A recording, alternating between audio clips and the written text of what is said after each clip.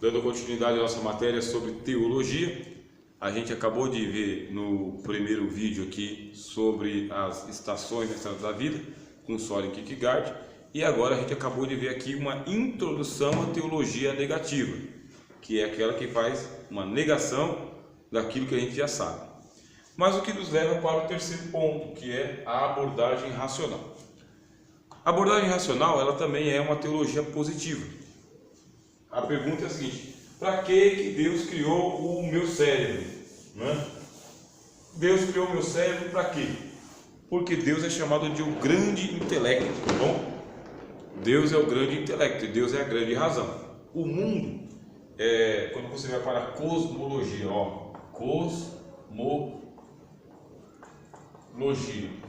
o mundo tem uma ordem, tá bem? O mundo ele é ordeiro, o mundo não é um caos.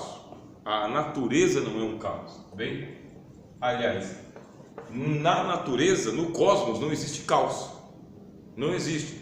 Tudo está em ordem, quer dizer, está organizado. Você tem a terra, os céus, o mar. Aquilo que é da terra fica na terra, aquilo que é do mar fica no mar, aquilo que é do céu é do céu. Aí quando um quer passar para o ambiente do outro, quer dizer, contrariar uma lei da natureza, já não é possível para ele. O peixe não fica fora d'água, o pássaro não nada nas profundezas, e por aí vai. Quer dizer, existe uma ordem. Esta ordem é uma ordem racional aqui, tá? Você consegue entender o mundo que você tem.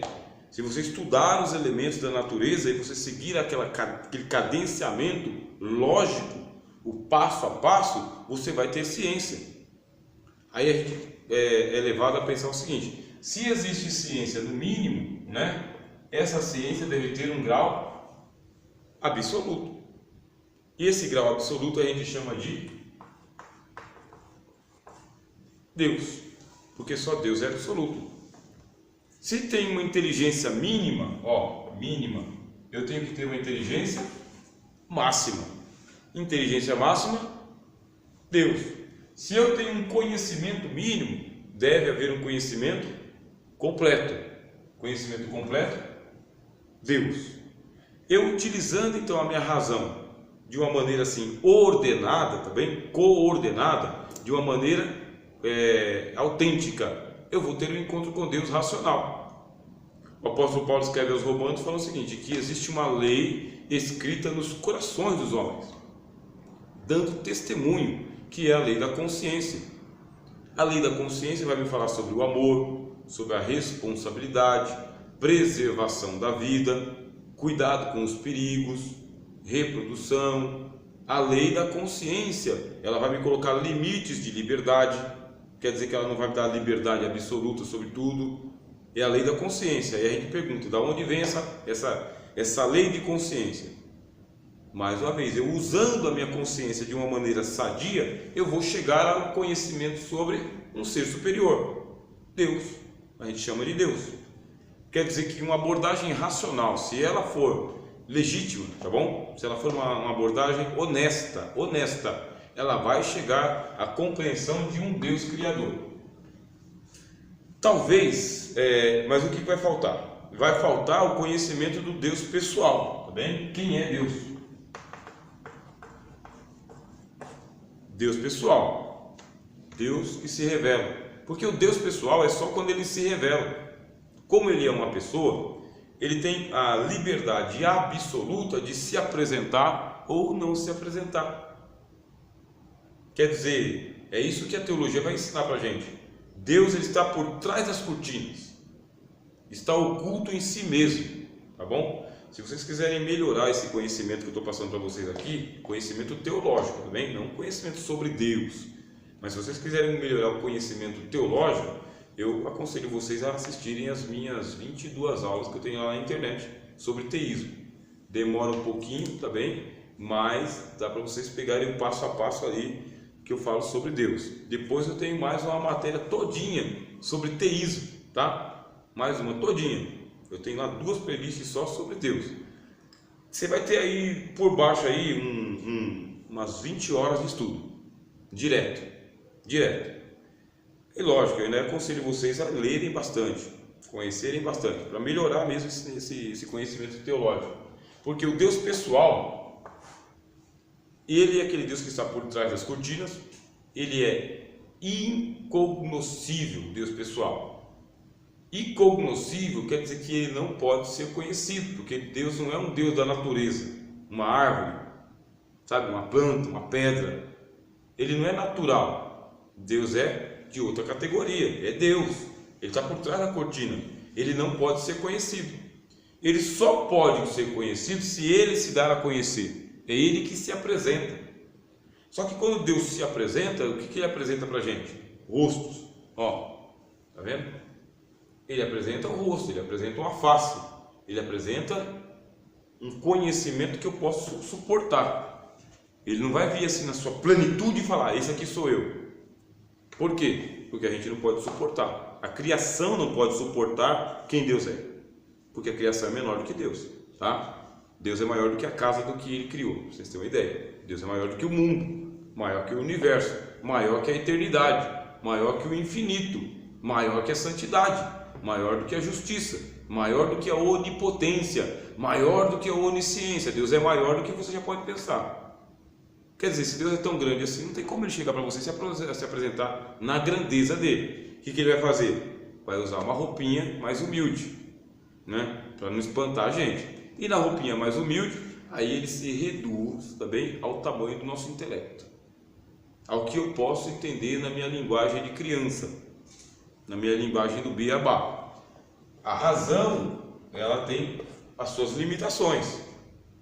Tanto é que a razão tem as suas limitações que ela pensa assim, ó: 1 mais 1 igual 2. Ponto. Ela está limitada. Amor. Ela fala o seguinte: para mim escrever amor eu preciso do A-M-O-R, limitado. Ela não consegue escrever amor sem as letras. Então a razão humana, ela tem as suas limitações. Ela só chega até aqui. Ela tem teto, entendeu? Tem teto. Chegou no teto, ela não ultrapassa. Mas Deus é maior do que a razão. Deus tem que caber na casa da razão. O que faz Deus? Se diminui. Se diminui para uma abordagem racional. Já dá para você ter um conhecimento de que Deus existe. Você só não sabe quem Ele é, o que Ele anda fazendo, por que o mundo é do jeito que é, por que Ele não interfere e acaba tudo logo o mal de uma vez, sabe? Por que Ele não muda tudo, converte todo mundo, por que Ele já não manda todo mundo para o inferno de uma vez, começa tudo do zero, por que Ele mantém os anjos aprisionados, sabe? Por que Ele tolera Satanás, por que Jesus teve que morrer na cruz? Quer dizer, chega uma hora que Ele começa a explodir a nossa razão. Como assim? Ele traz uma revelação. Ele traz uma revelação de que no reino de Deus 1 mais 1 é 1. E 1 mais 1 mais 1 é 1. E toda a humanidade em Cristo é uma só. Explodiu a razão. É a palavra da fé, o discurso da fé, o que vai nos levar para a abordagem intuitiva. Por que a abordagem intuitiva? É porque nem todo mundo usa a sua razão no seu grau mais aprimorado. Você tem aquela pessoa que é iletrado, mas que ele tem uma intuição de que Deus existe, e na intuição dele Deus existe e é bom. Deus existe e é justo. Na intuição dele Deus existe e é juiz. Vamos ter um encontro com ele, sem nunca ter cursado nenhum curso de teologia. Mas Deus é intuitivo. O que é a intuição? Intuição é uma lei interna. Isso é intuição. É uma leitura do coração. É o coração pensando. Não é o cérebro pensando, é o coração pensando. É eu saber sem ter estudado. É eu saber sem ninguém ter me ensinado. Isso é intuição. Sabe? Não é que eu sou uma pessoa sensitiva. Eu não estou sentindo nada, mas eu estou intuindo. Eu sei. E quem consegue tirar essa intuição do meu coração? Ninguém. A intuição, ela é para todos. Quando você pega um ateu, por exemplo, que nega a existência de Deus, o que ele está fazendo com a intuição dele? Ele está encaixotando a intuição religiosa dele. Ele está bloqueando. Só que lá dentro do peito dele, ó, a intuição, ó, fica martelando. Só que ele teve que bloquear, teve que segurar. Para outras coisas, essa intuição ele até usa. Intuição do emprego, sabe? De uma paquera, de uma conquista, de uma viagem. Aí ele libera. Mas quando vem a mesma intuição falar o seguinte, ó, tem um Criador, sabe? Tem uma inteligência superior, tem um destino maior do que a morte para você. Aí ele trava. E ele pega e trava, e aí ele vai para o racional.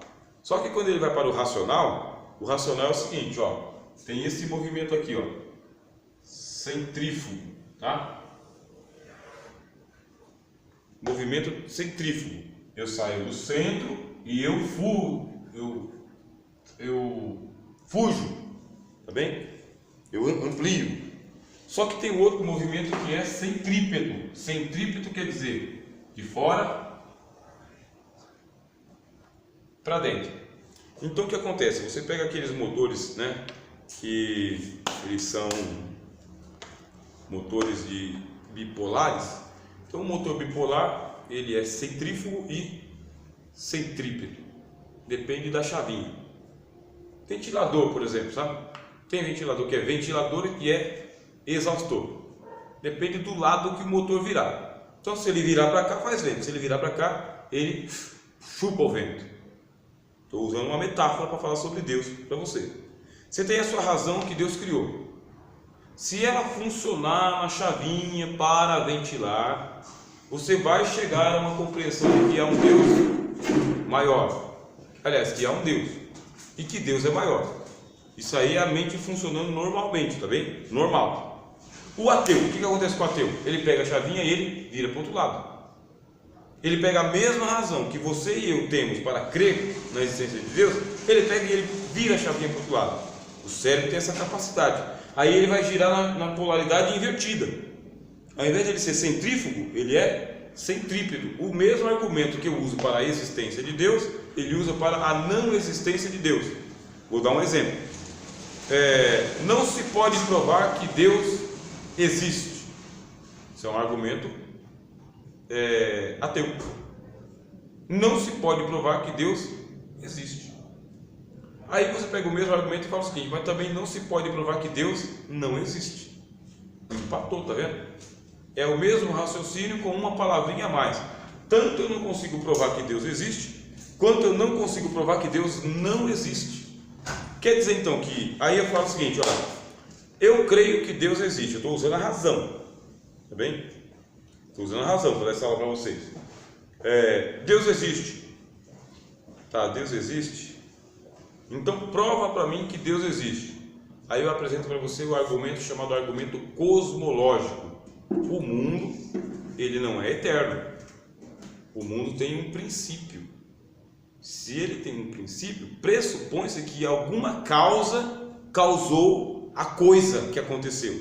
Alguma causa para o mundo. E essa causa tem que ser uma causa eficiente, tá bom? O que é uma causa eficiente? É aquela que ela fala o seguinte, eu vou chutar para o gol. E a causa eficiente do gol é o chute na bola. Eu chutei diretamente para o gol. O gol só aconteceu porque eu eficientemente chutei a bola para o gol. Causa eficiente. Então o mundo ele foi causado por uma causa eficiente. Essa causa quis causar o mundo.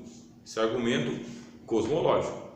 Essa causa eficiente deve ser inteligente, porque o mundo ele é inteligível. Eu consigo perceber ordem no mundo.